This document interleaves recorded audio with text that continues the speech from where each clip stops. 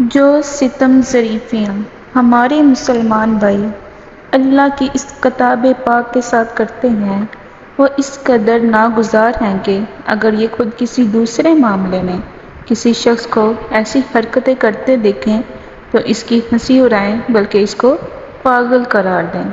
بتائیے، اگر کوئی شخص کسی حکیم سے نسخہ لکھوا کر لائے اور اسے کپڑے میں لپیٹ کر گلے میں باندھ لے یا اسے پانی میں گھول کر پی جائے تو آپ اسے کیا کہیں گے؟ یقیناً آپ اسے بیوقوف کہیں گے۔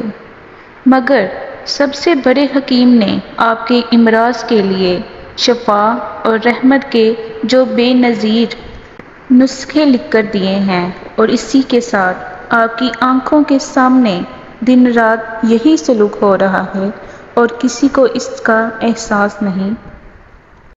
کوئی نہیں سوچتا کہ نسخہ گلے میں لٹکانے اور گھول کر پینے کی چیز نہیں ہے، بلکہ اس لیے ہوتا ہے کہ اس کی ہدایت کے مطابق دوا استعمال کی جائے۔ آپ کے پاس اگر کوئی خط ایسی زبان میں آتا ہے جسے آپ جانتے نہ ہوں تو آپ دوڑے ہوئے جاتے ہیں کہ اس زبان کے جاننے والے سے اس کا مطلب پوچھیں، اور جب تک آپ اس کا مطلب نہیں جان لیتے آپ کو چین نہیں آتا۔ یہ معمولی کاروبار کے خطوط کے ساتھ آپ کا برتاؤ ہے جن میں زیادہ سے زیادہ 4 پیسوں کا فائدہ ہو جاتا ہے۔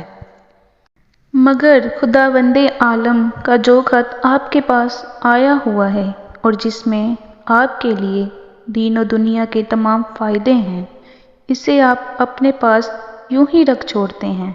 اس کا مطلب سمجھنے کے لیے کوئی بے چینی آپ میں پیدا نہیں ہوتی۔ کیا یہ حیرت اور تعجب کا مقام نہیں ہے؟ یہ باتیں ہنسی یا دل لگی کی باتیں نہیں ہیں۔ آپ ان باتوں پر غور کریں تو آپ کا دل گواہی دے گا کہ دنیا میں سب سے بڑھ کر ظلم اللہ کی اس کتاب پاک کے ساتھ ہو رہا ہے، اور یہ ظلم کرنے والے وہی لوگ ہیں جو کہتے ہیں کہ ہم اس کتاب پر ایمان رکھتے ہیں اور اس پر جان قربان کرنے کے لیے تیار ہیں۔ بے شک وہ ایمان رکھتے ہیں اور اسے جان سے زیادہ عزیز رکھتے ہیں، مگر افسوس یہ ہے کہ یہی اس پر سب سے زیادہ ظلم کرتے ہیں، اور اللہ کی کتاب پر ظلم کرنے کا جو انجام ہے وہ ظاہر ہے۔ خوب سمجھ لیجئے، اللہ کا کلام انسان کے پاس اس لیے نہیں آتا کہ وہ بدبختی اور نکبت یعنی بدحالی اور مصیبت میں مبتلا ہو۔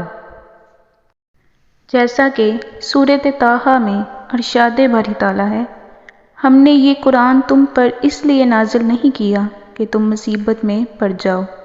تو یہ ایک یاد دہانی ہے، یہ سعادت اور نیک بختی کا سرچشمہ ہے۔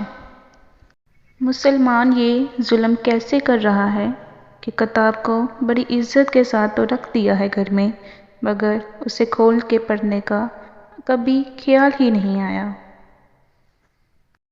اس سے پہلی قوموں کا بھی یہی حال تھا۔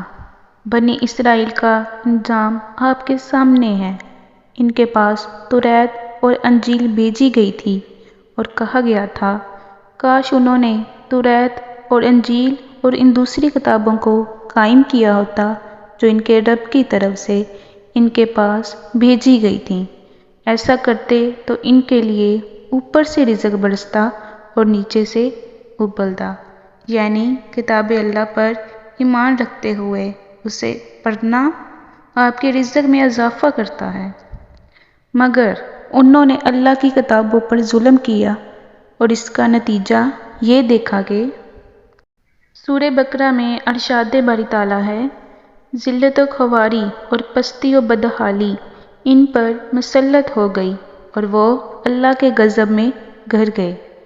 یہ نتیجہ تھا اس کا کہ وہ اللہ کی آیات سے کفر کرنے لگے اور پیغمبروں کو ناحق قتل کرنے لگے۔ یہ نتیجہ تھا ان کی نافرمانیوں کا اور اس بات کا کہ وہ حدود شرع سے نکل جاتے تھے۔ پس جو قوم خدا کی کتاب رکھتی ہو اور پھر بھی ذلیل و خوار اور محکوم و مغلوب ہو تو سمجھ لیجئے کہ وہ ضرور کتاب الہی پر ظلم کر رہی ہے، اور اس پر یہ سارا وبال اسی ظلم کا ہے۔ خدا کے اس غضب سے نجات پانے کی اس کے سوا کوئی صورت نہیں کہ اس کی کتاب کے ساتھ ظلم کرنا چھوڑ دیا جائے اور اس کا حق ادا کرنے کی کوشش کی جائے۔